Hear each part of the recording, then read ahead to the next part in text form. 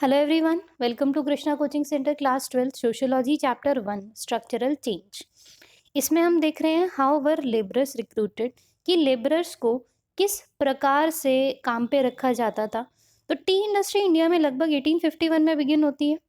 जो most of the tea gardens थे वो सिचुएट हुए थे असम में, because Assam was a place जो ऐसी जगह थी जहाँ पे टी का प्लांटेशन बहुत अच्छे से हो सकता था।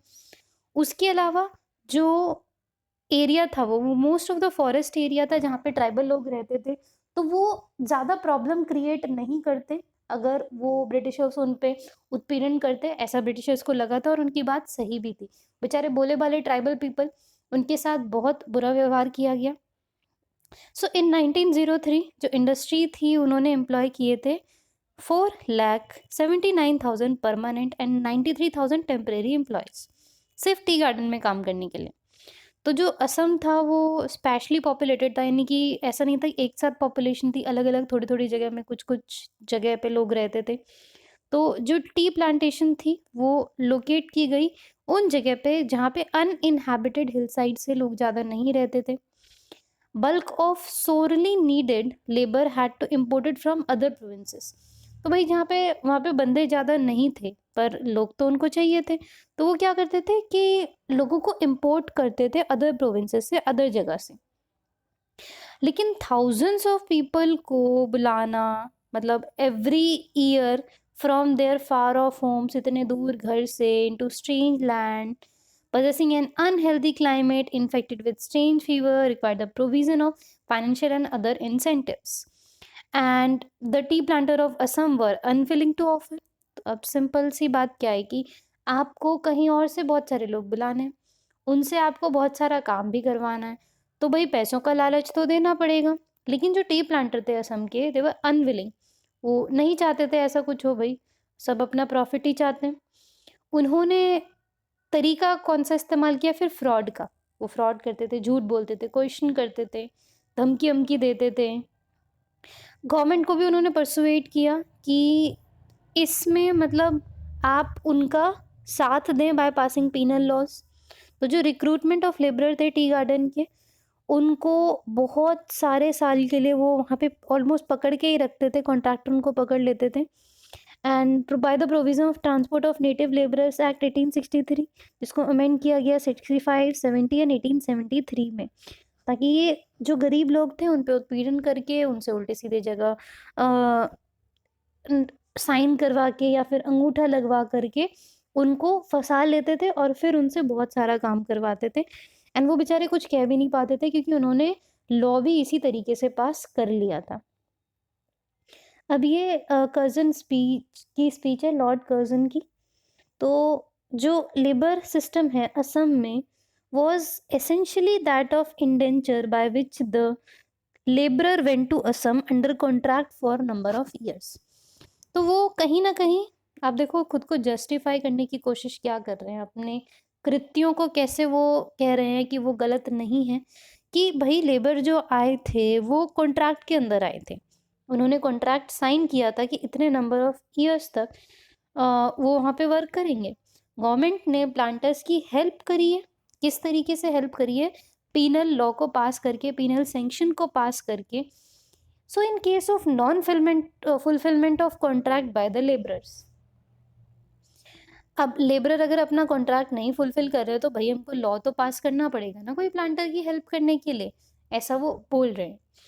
सो this view is explicitly made by T Raleigh. तो ये जो व्यू था वो उसको, it was made by Raleigh जो लॉ मेंबर थे।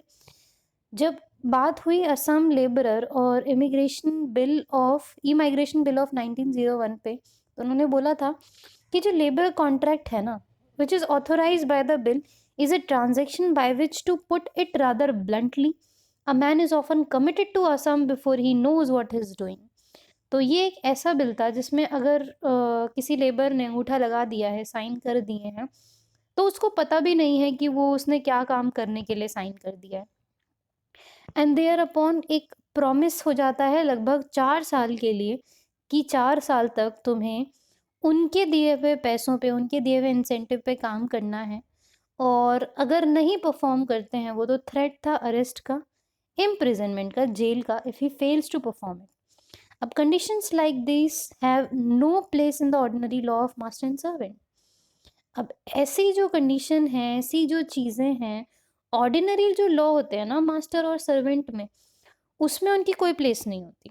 सो we made them part of the law of British India at the instance for the benefit of planters of Assam.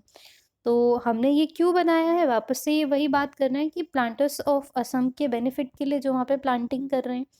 तो the fact remains that the motive power is the legislation is the interest of planter, not the interest of coolie.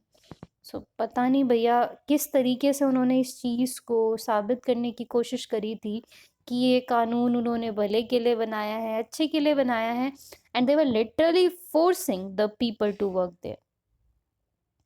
So you have a sense of the lifes of labourers. अब labourers की lifes के बारे में थोड़ा थोड़ा तो पता चल गया। अब देखते हैं भाई प्लांटर्स कैसे जीते थे, प्लांटर्स की लाइफ कैसे थी। सो पर्वतपुरी, ये बहुत इम्पॉर्टेंट पॉइंट रहा है हमेशा से, ऑफ लोडिंग और लोडिंग पॉइंट की सामान उतरता चढ़ता था उस पर। So the duty British managers और जो उनके मेम्स थे, मतलब उनकी एक तरीके से वाइफ आप मान लो, always came down from the estate surrounding Prabhatpuri when a steamer docked there. तो in spite of inaccessibility of the garden, वो ऐसी लाइफ जीते थे which is a life of luxury. Huge sprawling bungalows, wooden states होते थे, and wooden states क्यों, ताकि wild animals वहाँ ना आ सकें। They are surrounded by velvety lawns, बहुत ही सुंदर लाउंज होते थे जिसमें वेलवेट के कपड़े बिछे होते थे, बहुत ही जेल ब्राइट फ्लावर बेड्स होते थे। उन्होंने बहुत सारे लार्ज नंबर ऑफ मालीज को ट्रेन कर रखा था उनके काम के लिए, बावर्चीज को, जो उनको सर्व करे परफेक्शन तक, कि हाँ कुछ भी गड़बड़ नहीं होना चाहिए। उनके वाइट वैरेंडेड जो हाउसेस थे वो बहुत चमकते रहते थे, they gleam glisten, and like ministration of the army of liveried servants. तो हमें क्या पता चलता है कि भाई जहाँ पे वो बंदे जो बेचारे काम कर रहे थे उस पर उनकी लाइफ हेल्थ थी, इनकी लाइफ कहीं स्वर्ग से तो कम नहीं थी, बस एक मेन का और भेज दो इनके लिए। So of course everything was scouring powder to self-raising floor, from safety pin to silverware, delicate Nottingham lace tablecloth, bath salt, river steamers, सब कुछ जो इमेजिन कर सकते हो आप वो वहाँ पे था। तो indeed even the large cast iron bathtub that were invitingly placed in huge bathroom tubs which were filled every morning by busy bistiwalas carrying bucket up to bungalow well and brought up via steamer।